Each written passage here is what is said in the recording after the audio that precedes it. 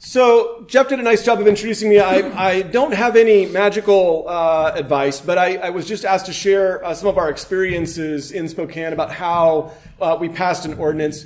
But every time I wanted to talk about this issue to any audience in Spokane, I always insisted on starting off reminding ourselves, even though most of you in this room already know these things, frequently the audiences that you're going to be speaking to, we frequently we're not willing to come to terms with the magnitude of the problem, the severity of the problem, the speed of the problem. We really want to think in traditional political terms, in political timescales, economic timescales, but not in terms of timescales that the physics are necessitating. So, as Jeff mentioned yesterday, the IPCC, the Intergovernmental Panel on Climate Change, released another report, and it reminded us that if we want to avoid the worst effects of climate change, we really should aim to reduce our warming to no more than 1.5 degrees Celsius, not the 2 degrees that was agreed to in Paris. And this little carbon calculator that The Guardian put together is sort of calculating a backwards budget if we want to avoid 2 degrees warming, that creates a certain carbon budget for ourselves. And we've already spent 75% of that budget. We have 25% of our budget left to stay within 2 degrees. If you scroll down a little bit, that's how much carbon's been emitted since we opened this an hour or two ago. And this is how long we have at the current rate of emissions before we reach 2 degrees, roughly, right? So the urgency of this needs to be really clear, and the stakes need to be really clear. If you flip to the other Guardian piece, this was an analysis in the Guardian today or yesterday with this new report looking at what happens at 1.5 degrees. Now, 2 was what we agreed to in Paris, saying we want to limit ourselves to no more than 2 degrees not because 2 is okay. Beyond 2, we're worried that large-scale civilization's not going to be possible. So past 2's the cliff, right? So we need to be on this side of the cliff. But at 1.5, things get really, quite bad at just 1.5. We've already had 1 degree warming over the last century. So if we add another 0.5 degree, we're looking at threatened ecosystems, larger weather events. Most coral dies off, right? We'll have about 90% coral mortality at 1.5. Significant melting. You see this sort of the impact. So whenever I start to talk, it's always just helpful just to sort of stare the physics in the face and remind ourselves of the fact that we need to start proposing solutions that are at the same scale as the problems that we face. So far, we've largely been doing things like, well, let's do 30% reduction by 2030 relative to 2005. Or, let's have carbon neutrality by, 2050, some far off time when we'll figure it out, some technological silver bullet. And those aren't solutions up to the scale of the problem. We really, it would be irresponsible not to move to renewable energy as quickly as we possibly can. So that's the context, at least as I see it. If you flip to the PowerPoint, what I wanted to do was just sort of walk you through, actually, I guess I can drive now.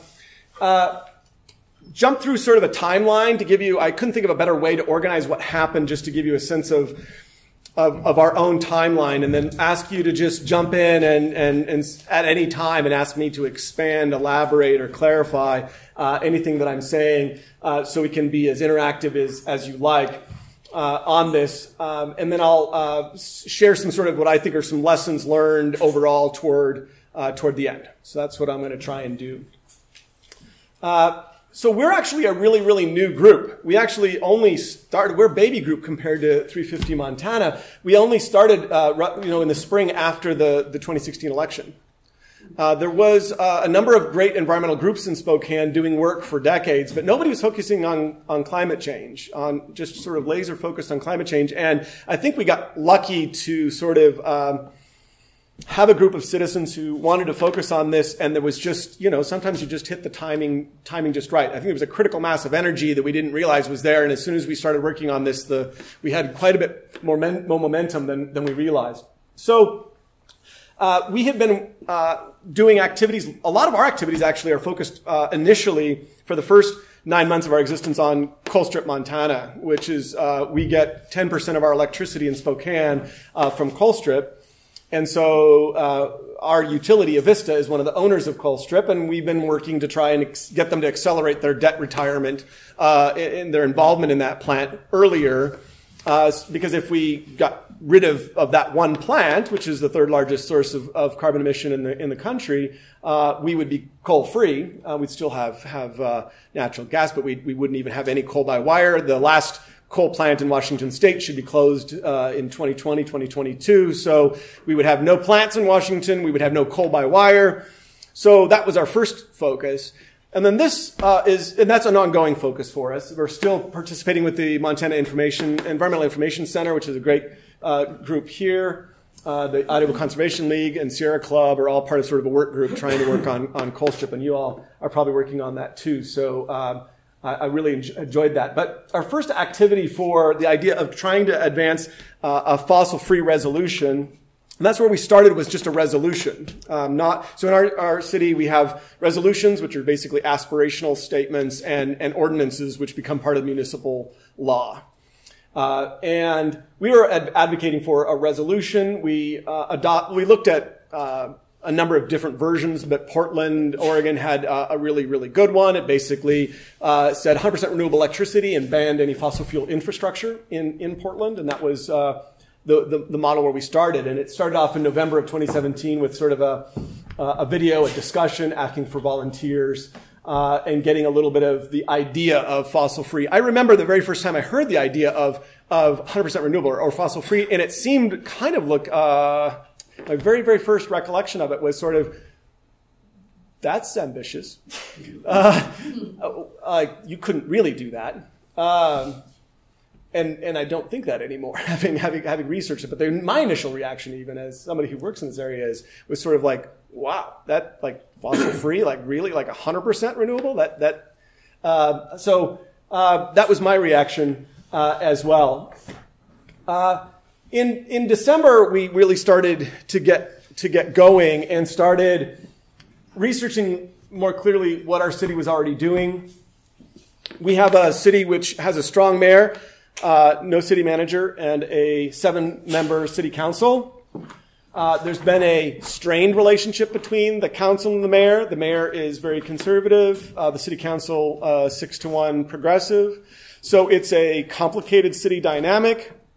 There's a city sustainability manager. There's a city sustainability action plan that was passed 10 years ago, but it has no climate action plan and no climate adaptation plan. We had, in 2017, the city council had codified the goal of 30% reduction of greenhouse gases by 2030. So we had that goal, but we had no plan for achieving it.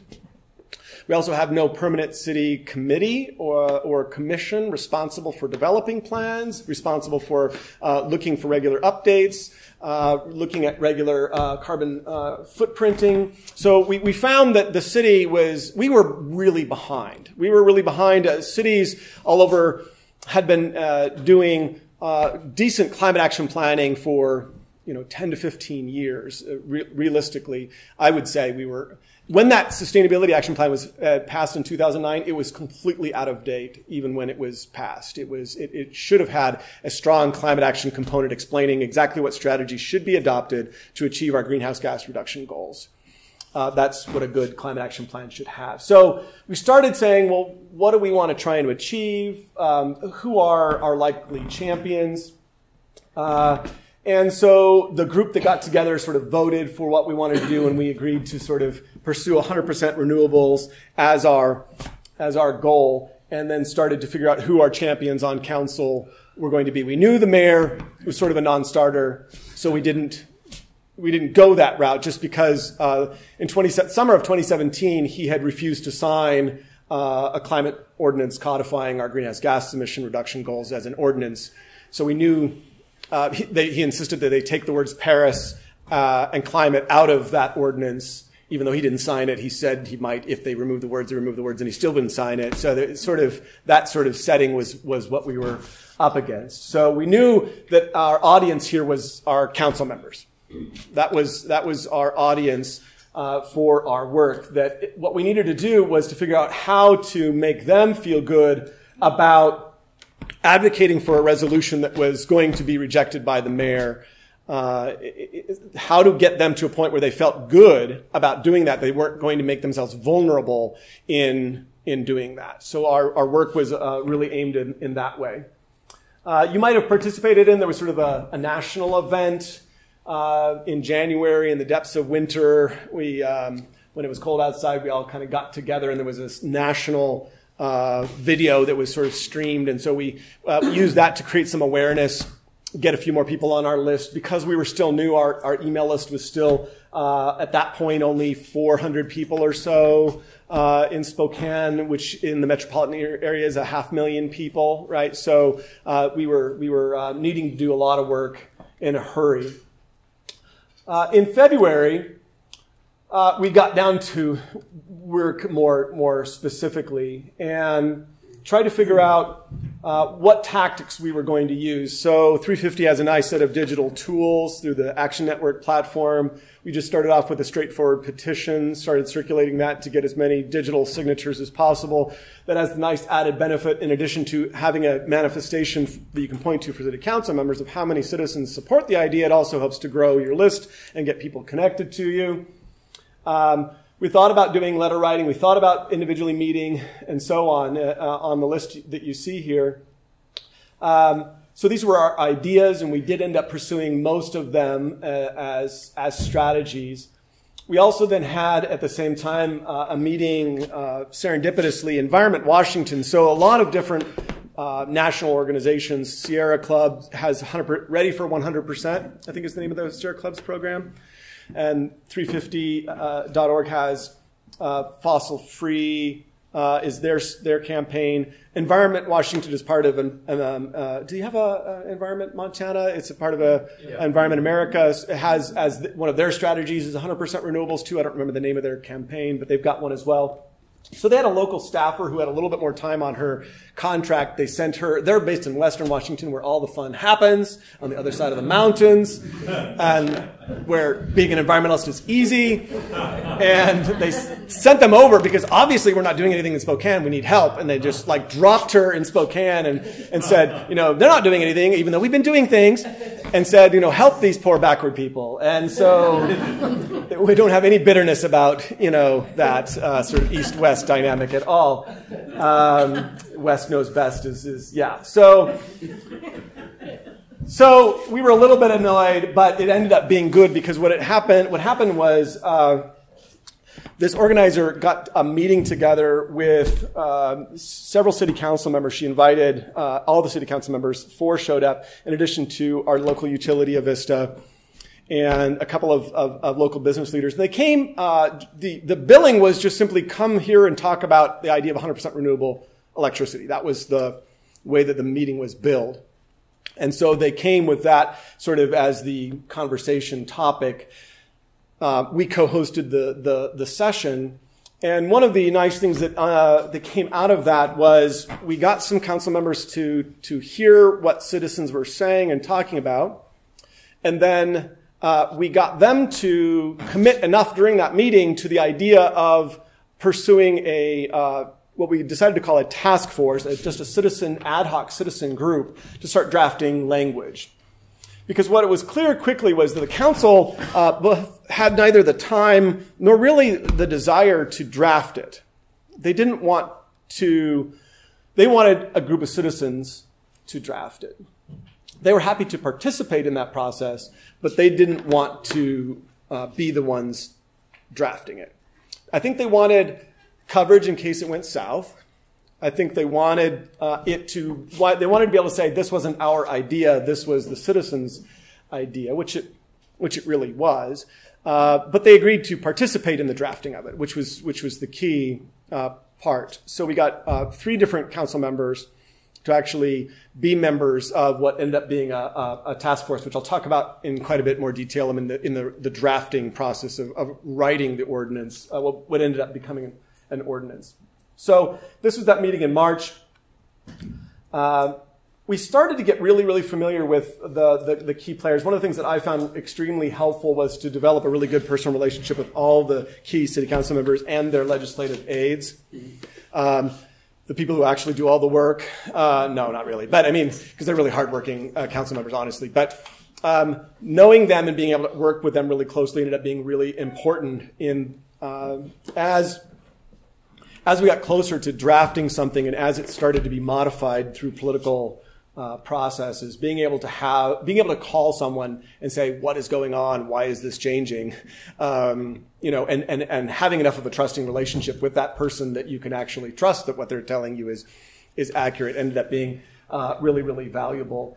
To them also, because they were able to, one of the council members, for example, she would get messages from constituents that she didn't know how to respond to, and she would send them to me, and I would write long responses, and then she could use that to give to her constituents as a way, right? So she was outsourcing her sort of expert analysis to us to help her to, respond to her constituents that were worried about it, if that makes any sense. So it ended up going both ways, that we had access to them and they had sort of help from us, and basically we were willing to do the heavy lifting for it. That was really what it was about. I'm going to come back to that heavy lifting in a minute. So in April, we really got going with the digital tools.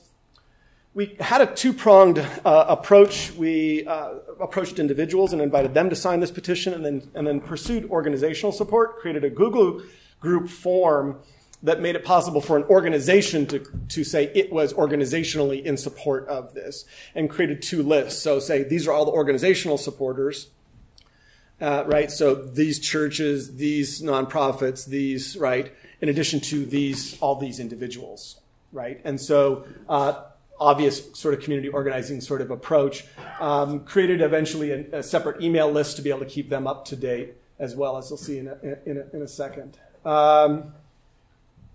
We really wanted, even though we were the main driving force behind this, it was really important that it not be seen as just ours, both for its own success, but we wanted the community as much as possible for like it was something that we were all pulling for. So we were willing to do the work, but we always tried to make sure that it wasn't just sort of like our project. You know how this works, right? If it's just one group's thing, it needs to be everybody being invested in it. And so this coalition, we really tried to present it as this was a coalition of people who were all advocating for this. And each one saw themselves as a sponsor of, a writer of, a participant in the writing of and advocating for the resolution and eventual ordinance.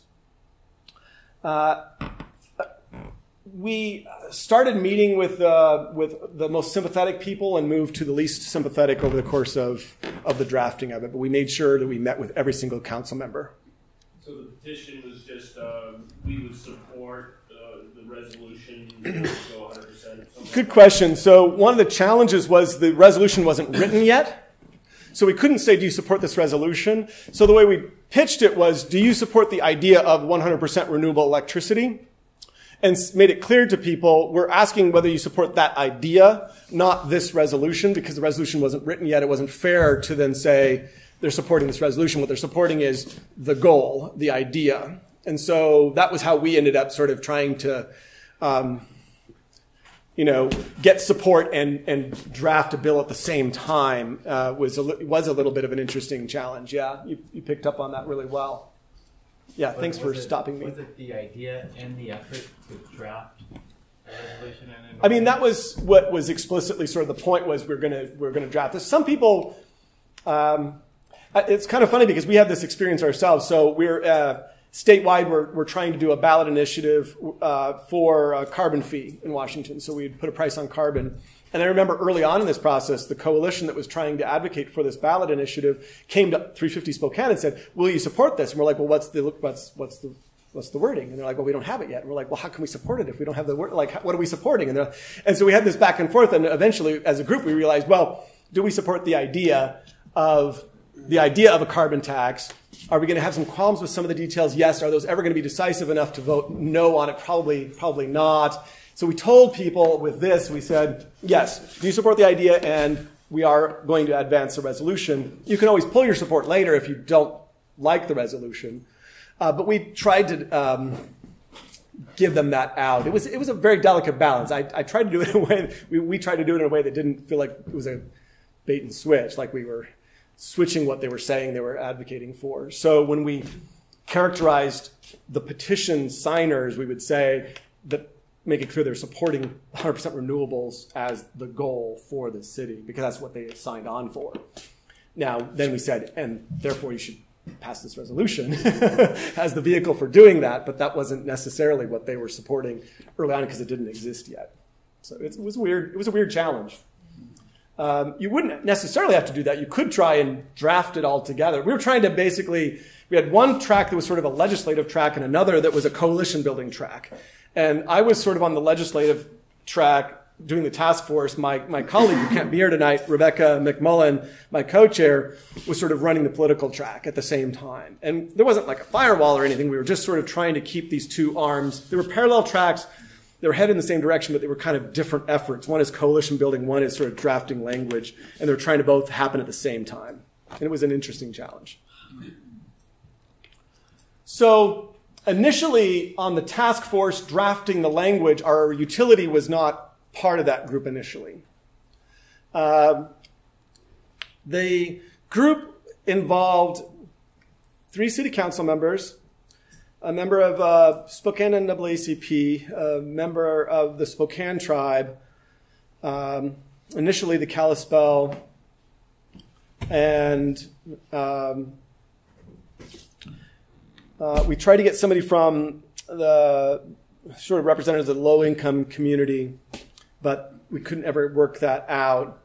Let's see, look, I'm missing. The Lands Council, which is our sort of legacy local environmental organization, had a representative, and then 350 Spokane had a representative.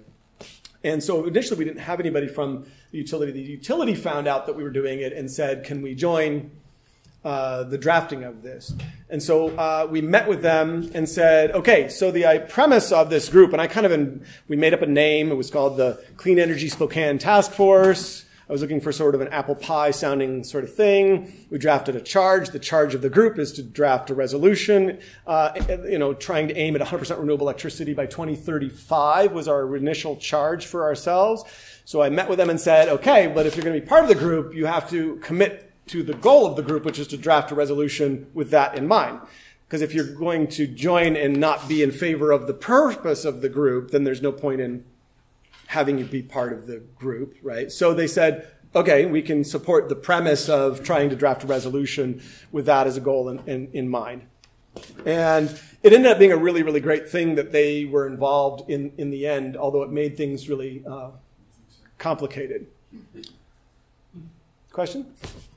We would just say Northwest Energy probably wouldn't do that. Wouldn't want to be involved or wouldn't agree? Wouldn't agree to the goal. Well, maybe. Well, I think there's some interesting... I was really surprised, and not only that, but later even I was just like falling out of my seat surprised that they ended up coming out in support of the goal, publicly in support of the goal of 100% renewable electricity. And I was like, okay, what's going on here? There's something, what do I know? In 100 years? So I have a couple of theories about why, but I was shocked too. There might be some unique things to Avista, our utility. Okay, so in June, this last summer, we had regular meetings of this subgroup, this fossil-free group, this sort of that was developing the coalition. We set up mechanisms to stay in really good sort of contact with the organizational supporters. We found they needed really regular updates about, so how's it going? What are you doing? Making sure we were in really good close contact with them. So again, that they felt ownership of the process and were clear about how and when, if they wanted to participate more actively, they could. So I'm gonna explain. So this is jumping to the end. Like a lot of work took place to get to complete drafts, and I'm gonna go back to sort of the drafting process after going through the whole timeline. But we completed what ended up being both a resolution and an ordinance. So what happened in the process of the drafting, we had a resolution that committed to 100% renewable electricity, which by 2030. So we were able to shave 5 years off of our initial timeline. That was what the resolution committed to. And then our city council president's legislative aide had this wonderful idea to then have a companion ordinance. The ordinance would create a permanent city committee. And that committee would be charged with doing 3 things. It would be responsible for creating a climate action plan to achieve our greenhouse gas reduction goals, creating climate adaptation, resiliency plans, because we don't have any, and then creating specific plans to achieve the 100% renewable goal in the resolution. So the resolution and the ordinance we didn't want to get into the details of trying to say exactly how it was going to be achieved. That's the responsibility of this 11-member citizen group that was going to develop specific plans. So we didn't need to get lost in the weeds of, well, how are you going to achieve this? The purpose of these was to commit to the right goal and to create a structure to achieve it.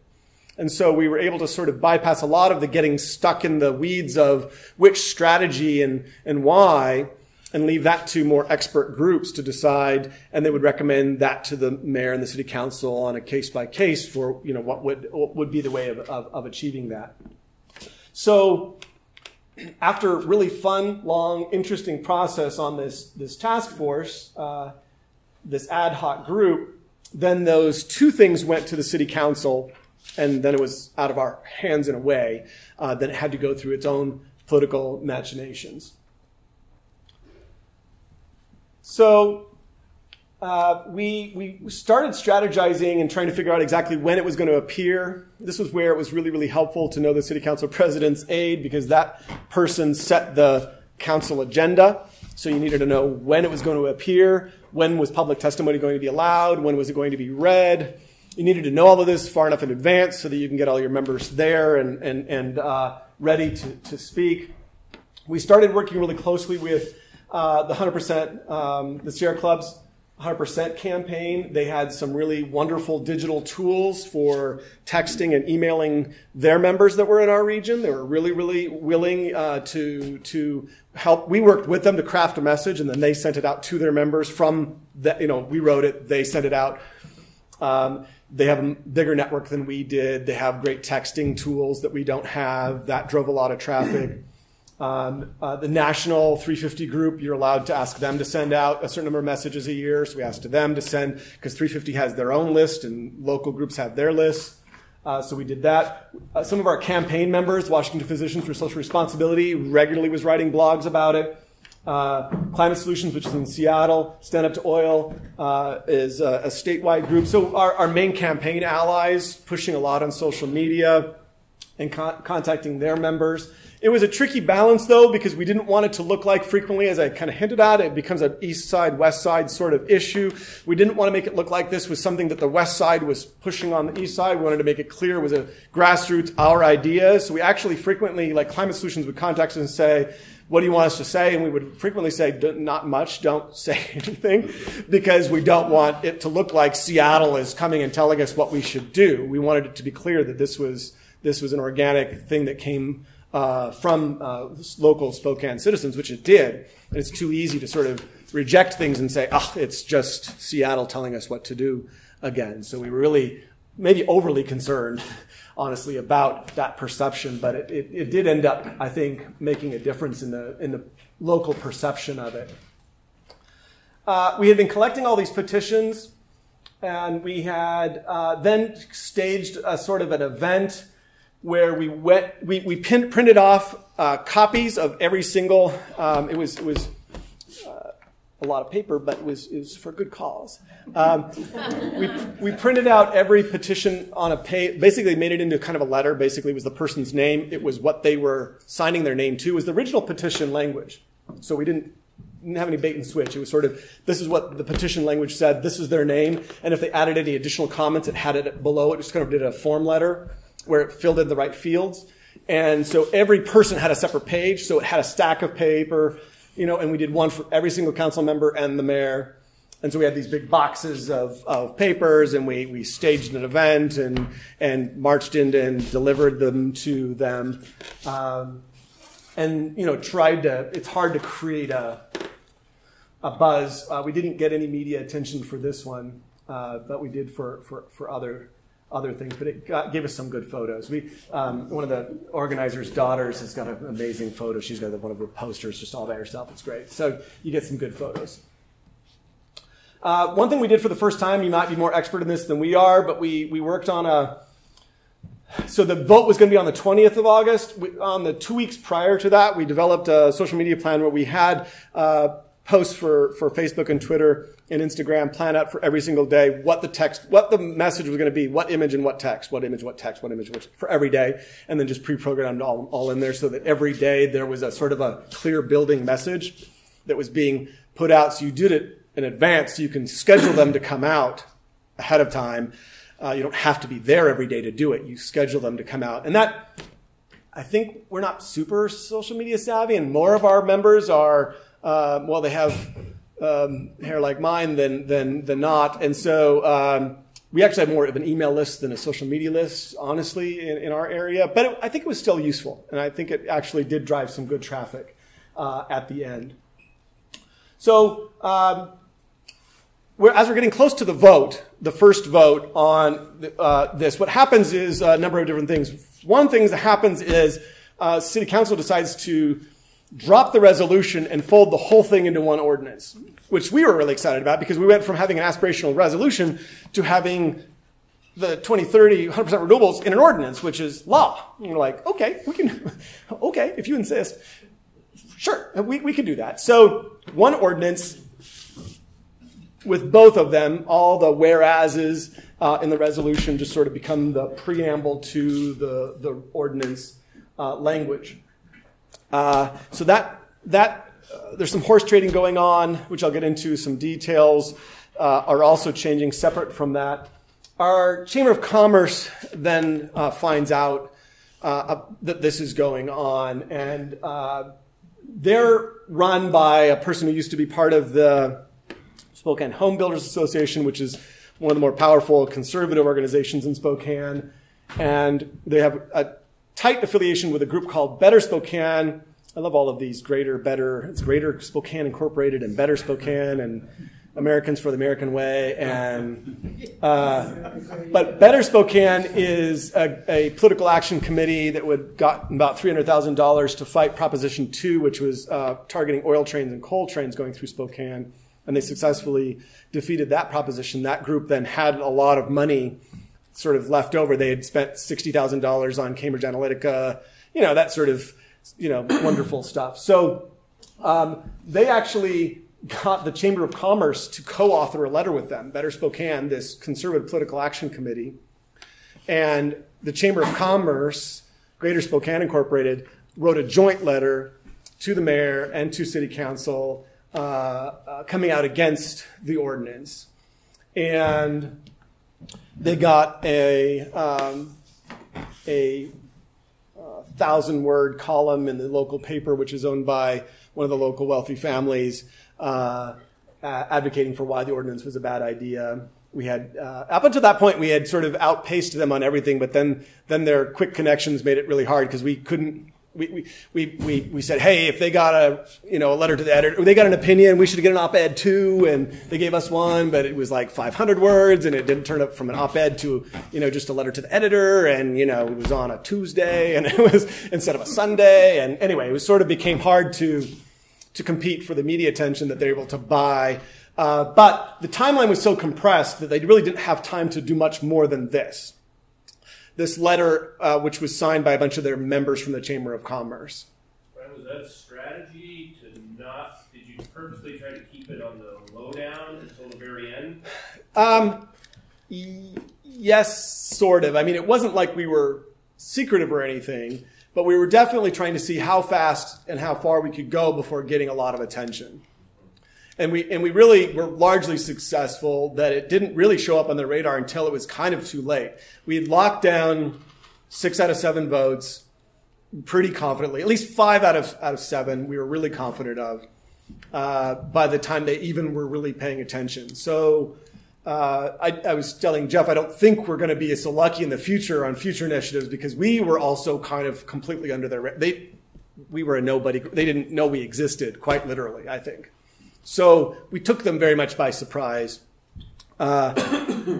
Even though Avista, our utility, was on this, they were just a little busy with other things. They just didn't pay attention until it was too late, which was kind of fun for once to be farther ahead, better organized than the opposition. They asked Avista for an estimate of the economic impact of this if they had to meet this requirement tomorrow by buying all renewable energy on the open market. So they did this really bizarre economic analysis that no one would ever do, and then use that as an unqualified statement about how much it would cost, or sort of nonsense like that, and included it in their letter.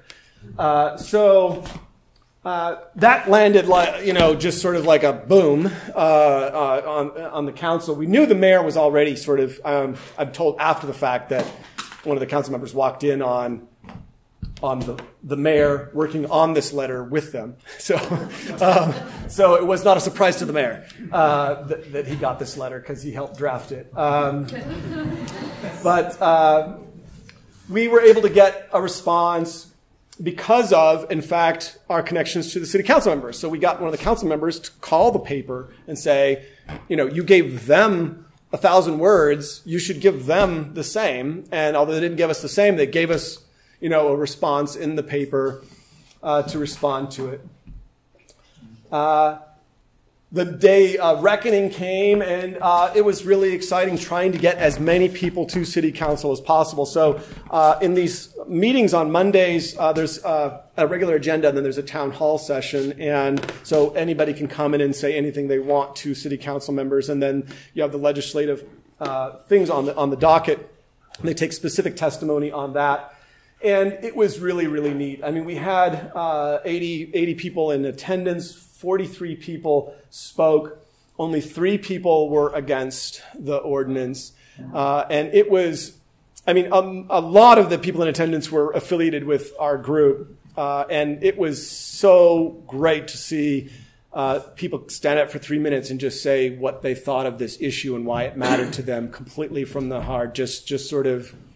It was overwhelming. It took 3.5 hours, and 2.5 hours of that was testimony from just the locals, sort of talking to their city council members about why this mattered to them. It was a really, really moving event for me.